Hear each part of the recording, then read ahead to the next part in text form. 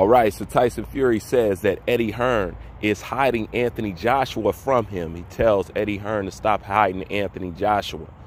Now, I'm going to use this article as an example to go and show and prove how people in the industry and people at these old media sites, how they basically prey off casuals and surface level thinkers' intellect, okay? Because here you have Tyson Fury telling the people and telling Eddie Hearn to stop hiding Anthony Joshua from him. Now, who doesn't know that's been following boxing that that's the most furthest thing from the truth that's actually going on? But Tyson Fury actually says that Eddie Hearn is hiding Anthony Joshua from him, and he says that he's always trying to use Dillan Whyte to protect Anthony Joshua.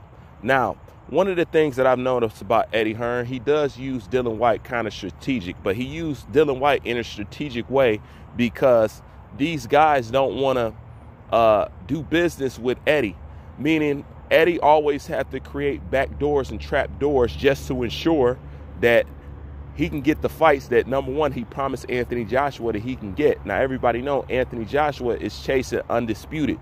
When Eddie Hearn uses Dillan Whyte, it's because people are trying to run out the back door. The only thing that Eddie Hearn does is position Dillan Whyte at that back door. Say, okay, if you're going to run out this back door, then you're also going to have to fight my guy on this end.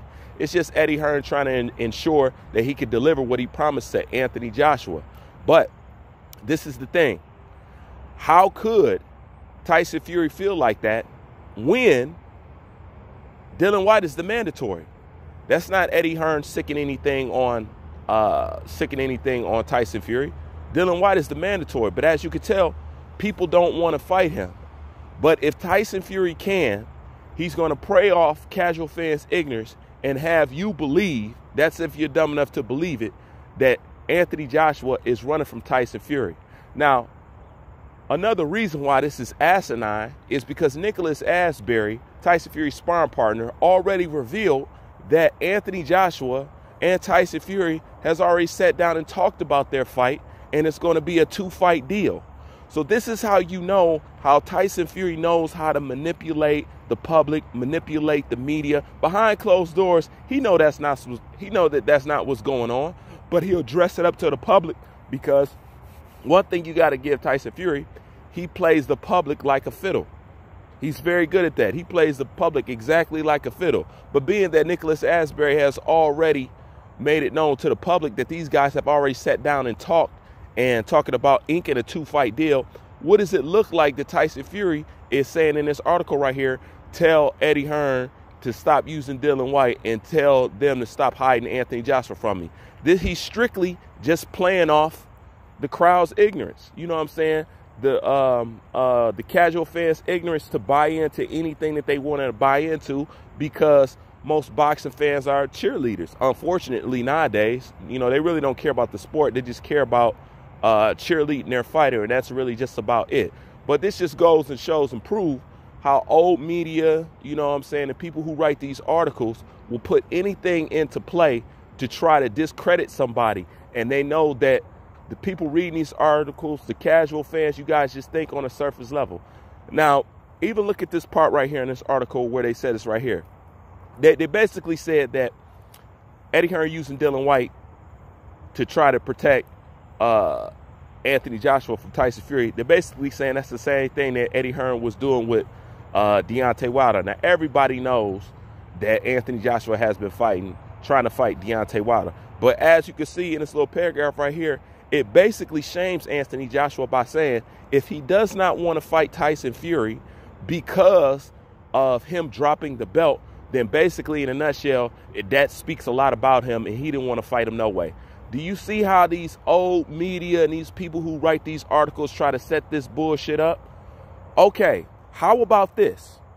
Instead of trying to shame Anthony Joshua by saying, well, if he doesn't fight Tyson Fury because he drops the belt, then basically he's a ducker. Can you believe the audacity of that? When the first thing you should be addressing in the first place is Tyson Fury dropping the fucking belt. That's the first thing that you should be addressing. That Tyson Fury is first to drop the fucking belt. If Tyson Fury drops the belt, then what the fuck does that say about him not wanting to fight Dillan Whyte or who's ever going to be in that mandatory spot now. Even though I strongly believe that Dillan Whyte will avenge his loss, you know what I'm saying, and get his belt and his position back. You know what I'm saying? I have no doubt at that at all, but that's a video for a different day. But do you see how there's no judgment of dropping a belt? Why would you drop a belt? You win a belt for a certain reason. So why would you drop it? You drop it for another reason. You don't want to fight your mandatories, and you don't want to deal with any of the sanctioned rules or maybe any of the fees or any of the things that come with it. But do you see how the shame will be on Anthony Joshua because he doesn't want to fight somebody who's not a belt holder because it doesn't complete his mission in undisputed? Do you see how they'll try to shame him for that? But they'll totally glaze over the fact that Tyson Fury will drop his fucking belt. And it's so known that he'll drop his belt, they're already speaking about it as if it's already something that they're guaranteed and they're not going to be shocked, you know what I'm saying, if it happens.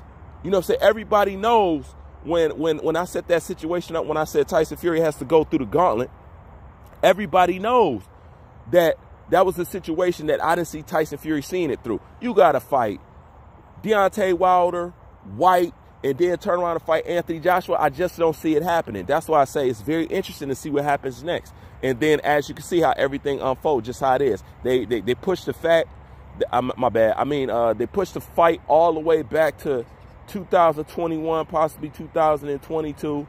Talking about getting a different opponent and whatever and whatnot. And this is the thing. Anthony Joshua has been chasing Tyson Fury. As I remember in an interview, people were, this is back when Tyson Fury was still active, people was asking Tyson Fury when was he going to fight Anthony Joshua. And he was saying he's not in no rush to fight Anthony Joshua. That's way back when Anthony Joshua was like 16-0, 17-0, and 18-0. They was asking him then, you know what I'm saying, when are you going to fight Anthony Joshua? On top of that, Tyson Fury has already went on record and say, in basically prospect green status, you know what I'm saying, Anthony Joshua whooped his ass in sparring. That's out Tyson Fury's own mouth. So once again, I'll bring this shit to show you that when these people write these articles, they're preying on the fact that you don't do no research, that you really don't know shit about boxing, and they hope you just a fanboy and you'll just run with the narrative. But that's how boxing works nowadays. Boxing is based off narratives. It's not based off the skill. It's not based off the sweet science. It's not based off of none of that. Boxing is based off of the narratives now. YouTube channels are based off narratives now. They force you to either pick one or the other side. You either going to push this narrative or you're going to push that narrative. But as far as being straight down the middle, you know what I'm saying, unbiased, it's not popular. I mean, let's just be real. It's not popular. Everybody claims they want something that's unbiased. That's not true. You know, as a content creator, I can stand right here and tell you right now, that's not true.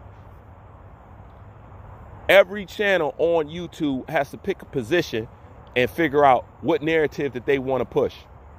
Because if you're being straight down the middle, straight fair, and getting everybody equal work, that's not what people really want. The game of boxing has changed. But this is just another one of those examples I want to give you. Bruce Vane, I'm out.